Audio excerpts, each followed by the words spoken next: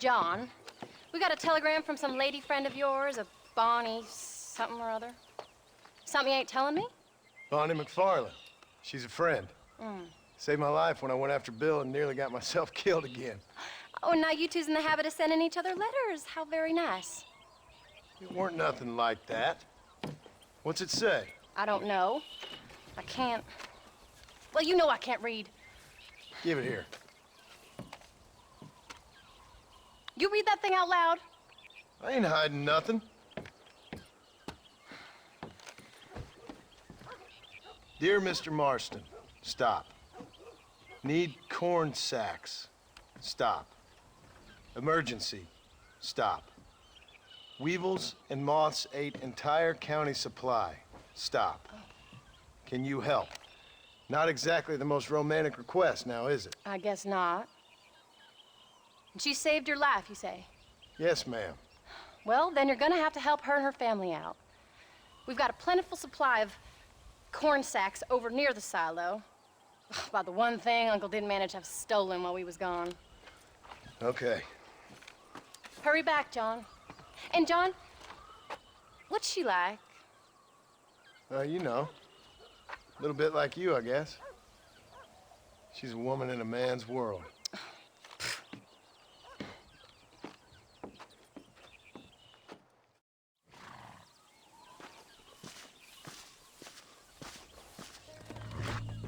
John!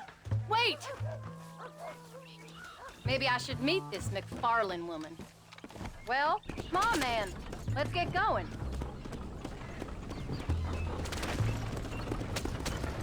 I don't think I can let you go off again without me. Fair enough. I'm glad of the company. You only had to ask. Ask? I was waiting for you to ask me. I thought you'd want to keep an eye on the boy. Oh, while you were off cavorting with cowgirls in the next county? I don't think so, John Marston. You only just got home. That Jack's seen enough of me for a lifetime.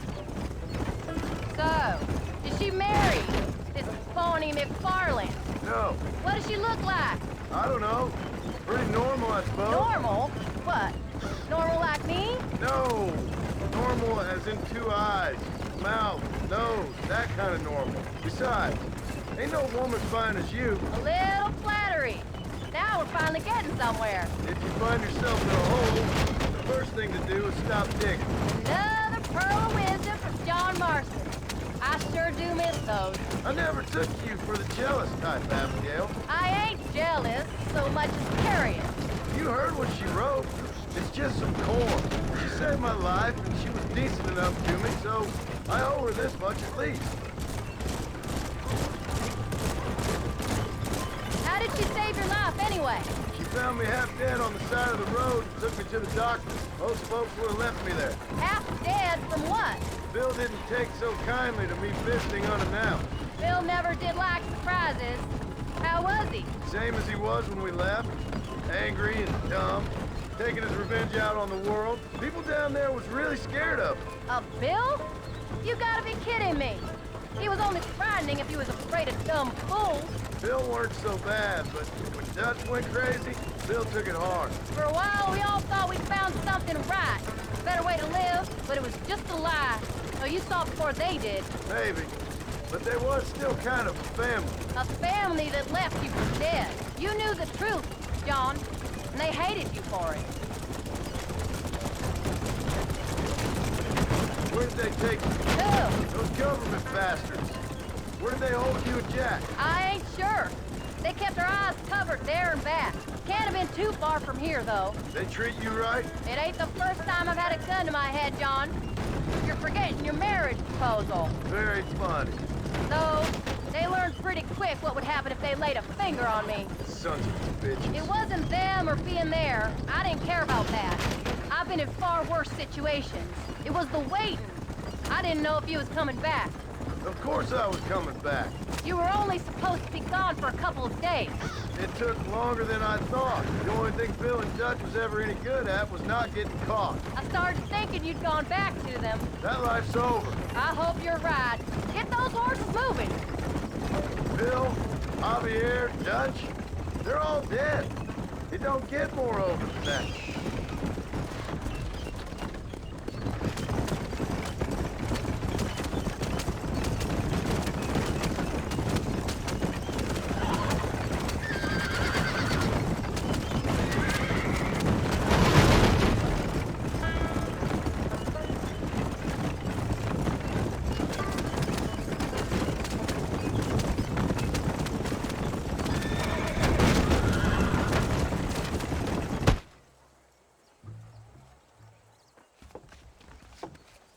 came.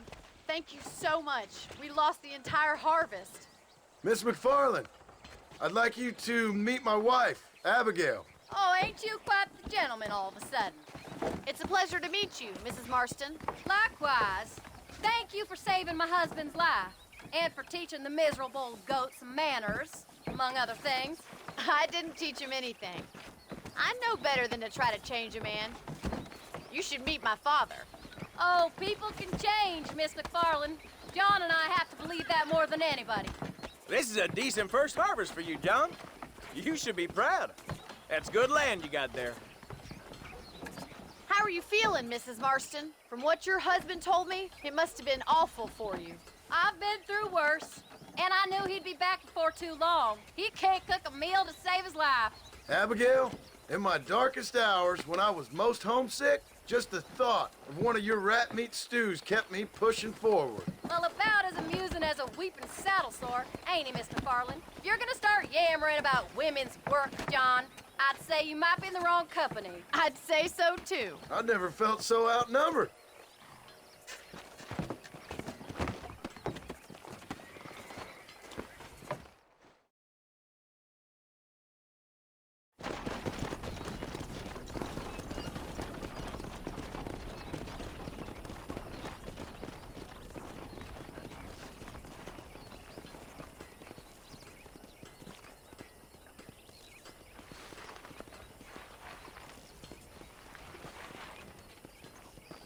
Ma'am?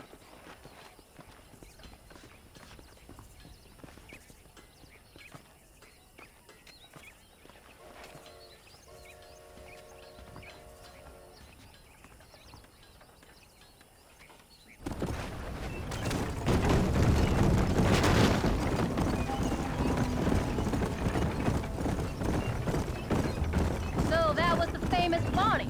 That was her, all right. She's pretty. She's normal, like I said. Well, you always wanted to be a rancher. I just thought she'd be just your thing. The perfect rancher's wife, if I ever saw one. I already got a rancher's wife.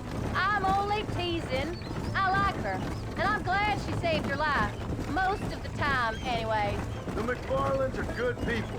She did blush redder than a shepherd's sunset when she saw you, though. I have that effect on women. You've clearly had one too many blows to the head. You ain't wrong about that, Mrs. Marston. That's quite a ranch they got there. That'll be us someday. As soon as we get back on our feet. I don't know, John. How many times can we start again? An outlaw and a working girl. We ain't exactly farmers. We are now. Forget that life. It's over. Do you really believe that? We have to. It's the only way we'll ever have a future. The life we led, that doesn't go away. It's never over. You think those government men are just gonna leave us alone now? The old gang's dead. I did what they asked. And that's it? A life of crime forgiven? We're back together, ain't we? Till they decide you owe them something else. Sometimes I think I was the stupid one for believing I could get out. Maybe Dutch, Bill, and Javier were just being honest with themselves. You ain't perfect, John, and I sure ain't. But you're better than they are, than they were. Maybe we can't change. But we gotta try, for Jack's sake. Even if we have to start again 100 times. It's better than going back to what we were. How's Jack doing? Angry, upset. He's been through a lot. I hope he's gonna be all right. Gonna take time. For a while, his world was safe. Normal, even. Then it got turned upside down again. He ain't saying much about it. I've tried to talk to him, but how do you explain any of this? What do you say when he asks about Uncle Bill and Uncle Dutch? They were family when he was a little boy. He hides away in those woods of his. Wouldn't you? It ain't like the real world's done him many favors. He's just been kidnapped. He grew up with the gang. That's no life for a boy. We did our best to protect him. Come on, John. He saw things no boy should see. Well, now we got a chance to make it right.